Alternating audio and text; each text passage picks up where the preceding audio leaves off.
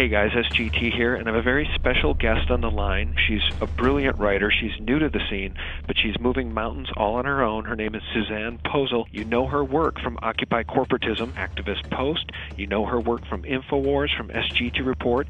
Everybody is picking up Suzanne's material. Suzanne, welcome. Thank you for having me. Suzanne, you're really a great writer. I really have to give you kudos on your research, your hyperlinks, your vetting, your information, and that's why everybody is picking up your articles, because they're very, very detailed, but you're talking about some very scary things. We do that too here at SGT Report. I talk to a lot of smart people. I spoke with James Wesley Rawls not too long ago, who said, and I quote, "We're entering into an age of deception and betrayal by our own government." And Suzanne, that's basically what you've been writing about across the board, whether it's vaccine information or your article titled U.S. Army Tactical Manuals Describe How to Control Domestic Insurrection. Why don't you let people know why you wrote that and what it means? I wrote that because there's a bunch of articles that have come out. It started with Rex 84, and it's turned into a bunch of manuals and a bunch of executive orders that put in place martial law. And the military likes to perform war games, so that's why we're seeing military on the streets practicing. They are actually practicing. The tanks that we see on the streets and the National Guard patrolling neighborhoods and the practices that they're doing with our local police department, this is all in preparation for martial law, so that when they do actually lock down the country, they've got everything secured. People that don't run in these circles and to whom this information is new, Suzanne, they love to say that we're all conspiracy tinfoil hat-wearing nuts because we still live in a republic. But I think what we're starting to see, for anybody who is objective at all, is we're seeing a totalitarian system now unveil itself. And ever since essentially 9/11 happened, it's been more and more of these draconian measures that are leading us right down the road to martial law. What do you think will be the cause of the declaration of martial law? Will it be a financial collapse or something altogether different? We've seen a lot of false flags. What do you think would be the cause of martial law? Well, I had written an article earlier this week from a U.S. Marine informant and also a Deutsche Bank informant. And in 2008, we should have collapsed. We should have gone the way of Greece. The only reason why we didn't was because the global elite and the banking cartels put it off on the Eurozone and collapsed the Eurozone in order to gain sovereign debt. Sovereign debt is when you actually own the physical land. You don't just own the buildings, you don't just own the people and the money. They're extracting wealth so that the only thing that the governments will have left to give them is the actual land that they own. While they're doing this, they're amassing this wealth in order to redirect it toward martial law endeavor, and not just in America, but globally. They want to lock down every country and force us into global governance, eventually force us into a global reserve currency that is like the Bancor that the IMF has been pushing. So in 2008, when Hank Paulson went to the Congress and said that they had to bail out the banks for $700 billion or martial law would be declared, they weren't lying. They went ahead and passed that, and they gave this money to the Chinese. But the Chinese, since then, have been backing their currency, their fiat currency, in gold. And China's been doing this, India's been doing this, and Russia's been doing this. Okay. So this is just to confirm that I'm here trying to make a mortgage payment in cash. I have $1,380 sitting in front of me for a $1,371 mortgage payment. And Bank of America is rejecting a cash payment of my mortgage here in Lakeport, California.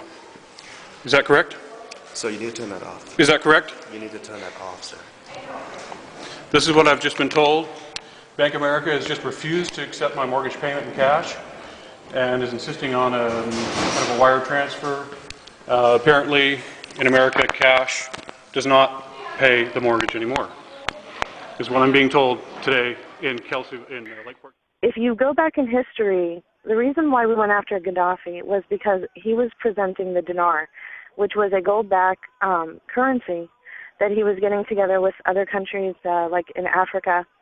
he was going to subvert the global reserve currency, which is the U.S. dollar, and destroy its complete value by backing it with gold, because the central bankers haven't dealt in gold since 1934. So in order to avoid all of this, the central bankers are going after Iran right now, and that's what this war is about, to try and stop India and China and Russia from buying Iranian oil with gold. Because if they destroy the global reserve currency, which is the U.S. dollar, then what we're going to have is we're going to wake up one morning and we're going to be like Greece. And that's going to cause complete panic in this country. So since they already set off the financial time bomb in the Eurozone, they know that it's just a matter of time before it hits our shores. So they're preparing for it. That's why we see all the movement on the streets. People are seeing tanks being moved in Burbank, California. They're seeing, in their forested areas, they're seeing police, military, escorting them off the property. National forested lands. This is public land, supposedly. By the way, it's owned by UNESCO, and it's a World Heritage Site, so it's actually owned by the UN. But anyway, people are seeing military on their streets. In Anaheim, California, they announced that because of the protest, it was a state of emergency, which I feel is a code word for martial law. I think they're trying to beta test to see if they can go ahead and lock down the country by doing it incrementally through different stages, causing problems, problem, reaction, solution, causing problems in cities, and then go ahead and locking it down and seeing how it works, kind of like a war game.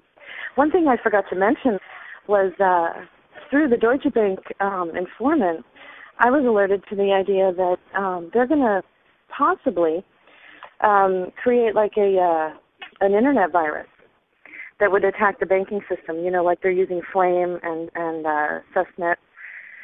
And there's a new cousin of these two that is going around Iran. Mm-hmm. And what they would do was, on a Friday afternoon, they would say, well, we have to shut down the banking system because there's a virus in all the banks. You won't be able to use your ATMs over the weekend, but on Monday morning you'll be fine.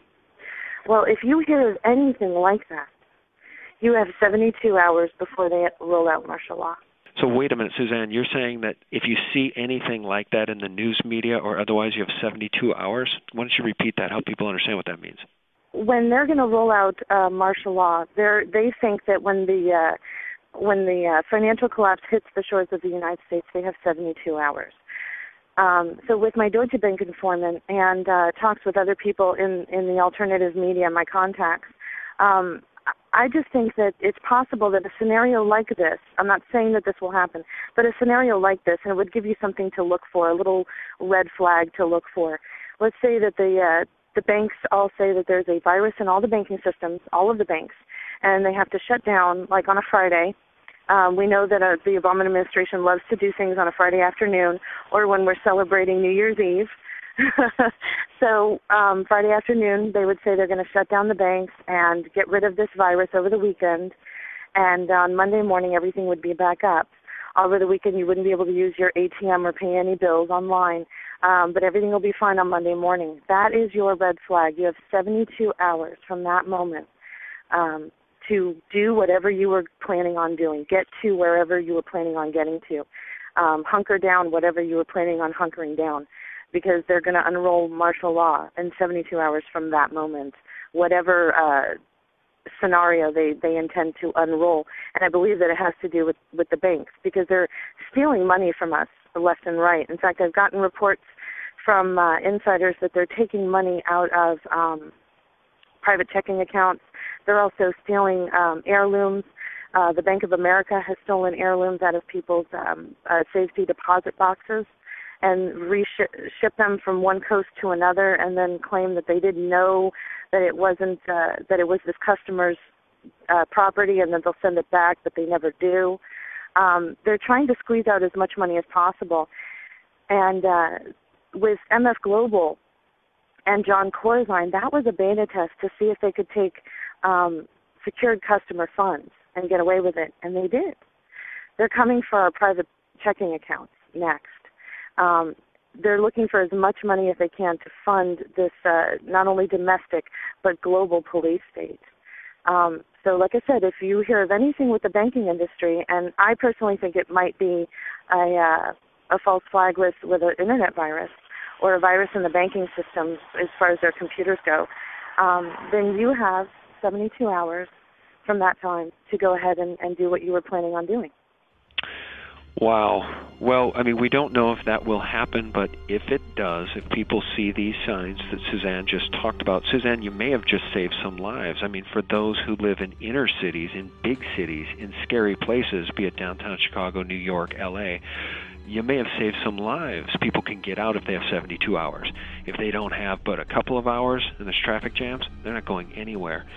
That's really frightening information. Let me ask you this. In your article from earlier this week, titled DHS and U.S. Military Make Final Preparations Before Announcing Martial Law, about 6 paragraphs down you wrote, the acquisition of armory by the DHS and contracts for bulletproof glass for checkpoint booths to be positioned strategically throughout the nation on public highways have heightened awareness that the U.S. government is preparing for a well-planned domestic military action.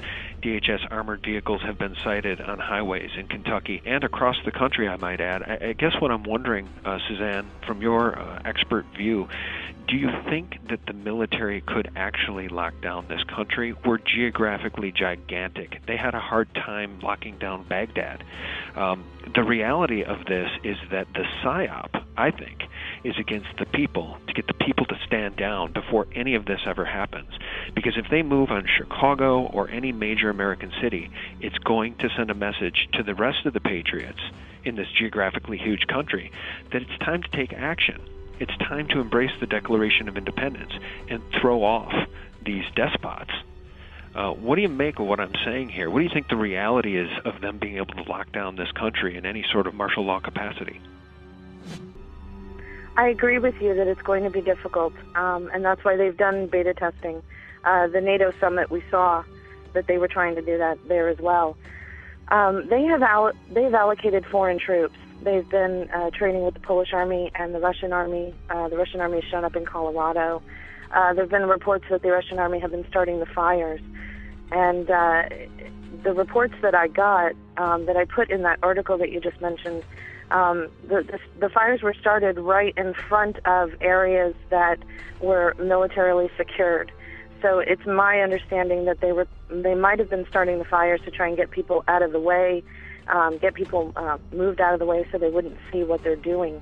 DHS has contracted independent contractors to cover up the holes for the underground bases that they're building. So their use of foreign troops, which goes right back to Rex 84, back in the early 80s, I don't think they're going to have a problem. They're going to bring NATO forces onto the streets and to work with them, and that doubles or triples their military capacity. I think they're going to definitely try this. I think they're going to use foreign troops along with them. The foreign troops also serve 2 purposes. They're extra security, and also if something does happen, well, they can blame it on the foreign troops.